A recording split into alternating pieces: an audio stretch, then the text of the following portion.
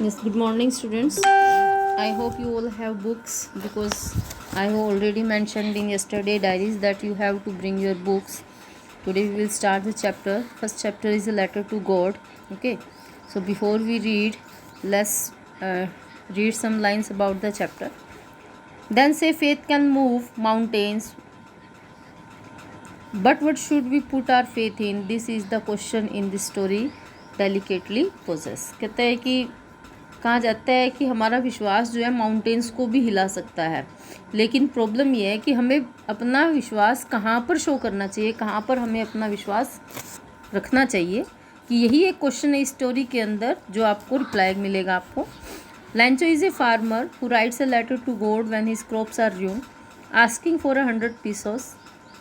Does Lancho's letter reach God? Does God send him the money? Think what your answer to these questions would be and guess how the story continue before you begin to read it. ठीक है, कहते हैं कि इसमें character है लैंचो. उसने letter लिखा God को, तो जब उसकी क्रॉप्स जो है डिस्ट्रॉय हो गई थी तो उसने लेटर में भगवान से 100 पीसोस की डिमांड करी. क्या वो लैंचो का लेटर गॉड तक पहुंच पाया? क्या गॉड ने उसे पैसे सेंड किए? आप क्या सोच सकते हो आप कि क्या हुआ होगा? आप गैसेस लगाइए. ठीक है, इस स्टोरी को स्टार्ट करने से पहले now let's start the story. The house, the only one in the entire valley, set on the crest of a low hill. From this height one could see the river and field of ripe corn dotted with the flowers that always promised a good harvest. कहते हैं घर जो केवल पूरी valley पर अकेला ही घर है, ठीक है, वो एक छोटी सी पहाड़ी के टॉप के ऊपर है. क्रिस्ट ऑफ ए लॉ हिल मतलब छोटी सी पहाड़ी है, उसके बिल्कुल क्रिस्ट पर है. फ्रॉम द हाइट, उस वहाँ पर जो खड़ा हो सकता है, जो इंसान वहाँ पर खड़ा होकर के देखना चाहता है, वहाँ पर रिवर देख सकते हो आप. कॉर्न के जो फील्ड है उसको आप आराम से देख सकते हो जिसमें छोटे छोटे फ्लावर्स लगे हुए हैं, जिसका मतलब है कि एक अच्छी हार्वेस्ट, एक अच्छी फसल होने वाली है. The only thing the earth needed was a downpour और एटलीस्ट शावर. सिर्फ एक ही चीज़ की नीड थी, वो थी एक डाउनपोर मतलब एक बारिश या फिर एक हल्की बूंदाबांदी. Through out the morning लैंचो who knew his fields intimately had gone nothing else but see the sky towards the north east.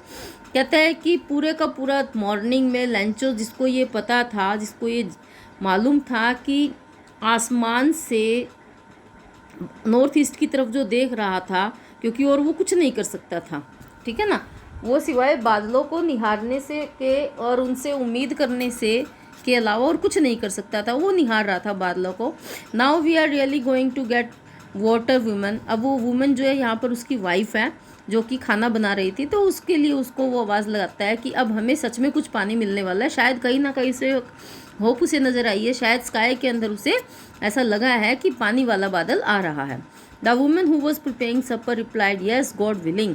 उसने जो सपर रात का खाना तैयार कर रही थी, उसने रिप्लाई किया कि हाँ, अगर भगवान ने चाहा तो. The older boys were working in the field. जो बड़े बच्चे थे, बॉयज़ जो थे, वो काम कर रहे थे फील्ड में. While the smaller ones were playing near the house until the woman called them to them all come for dinner. छोटे बच्चे जो थे, छोटे बॉयज़ जो थे, वो घर के आसपास खेल रहे थे. उस टाइम तक वो खेलते रहे जब तक उस वुमन ने उन्हें आवाज़ लगा करके खाने पर नहीं बुलाया. It was during the meal that just as Lencho has predicated. कहता है कि खाना जब वो खा रहे थे तो लैंचो ने एक भविष्यवाणी करी एक तरह से.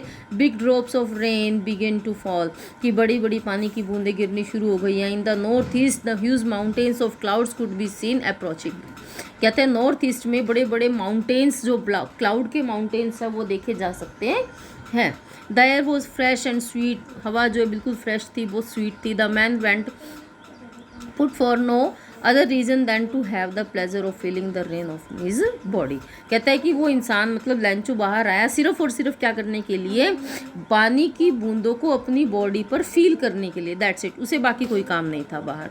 And when he return he exclaimed there aren't raindrops falling from the sky, they are new coins, big drops are 10 cent pieces and little ones are 5. कहते हो जब वो बाहर आया तो वो बड़ा हैरान हुआ, क्योंकि वो सिर्फ रेन ड्रॉप्स नहीं थी, वो रेन ड्रॉप्स की फॉर्म में बड़ी जो रेन ड्रॉप्स थी उसको वो 10 सेंट पीसेस मान रहा था, और जो लिटिल रेन ड्रॉप्स थी वो उनको 5 सेंट पीसेस मान रहा था. ये उसका सिर्फ एक नज़रिया था उन रेन ड्रॉप्स को देखने का. ठीक है, with A satisfied expression he regarded the field of ripe corn with its flowers trapped in A curtain of rain. कहता है कि एक सेटिस्फेक्शन एक्सप्रेशन के साथ उसने अपने जो कॉर्न फील्ड थे उनको ऊपर जो फ्लावर्स आए हुए थे उनके ऊपर जो बारिश की बूंदें गिर रही थी, पानी गिर रहा था, शावर आ रहा था, एक तरह से बारिश का पर्दा जो आ रहा था उसको बड़ी ही सेटिस्फेक्शन से देख रहा था। But suddenly a strong wind begin to blow and along with the rain very large hail stones begin to fall. पर सडनली क्या होता है, एक स्ट्रॉन्ग हवा जो है वो बहनी शुरू हो जाती है और स्ट्रॉन्ग हवा के साथ साथ हेल स्टोन्स आने शुरू हो जाते हैं। हेल स्टोन्स होते हैं ओले, ठीक है।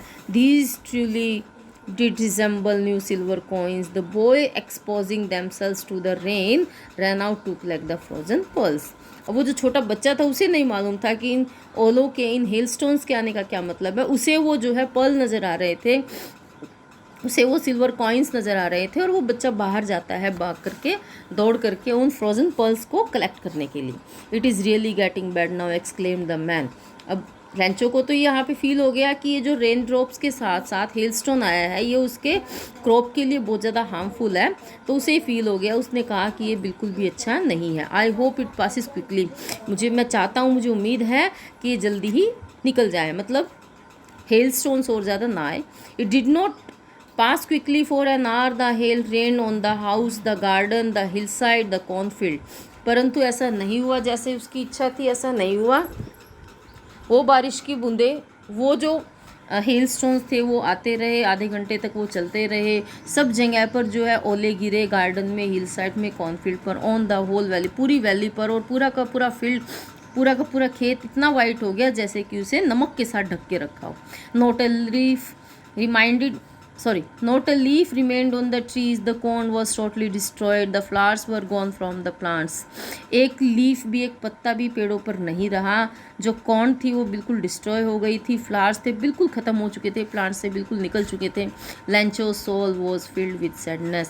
When the storm had passed, he stood in the middle of the field and said to his sons, "A plague of locusts would had left more than this."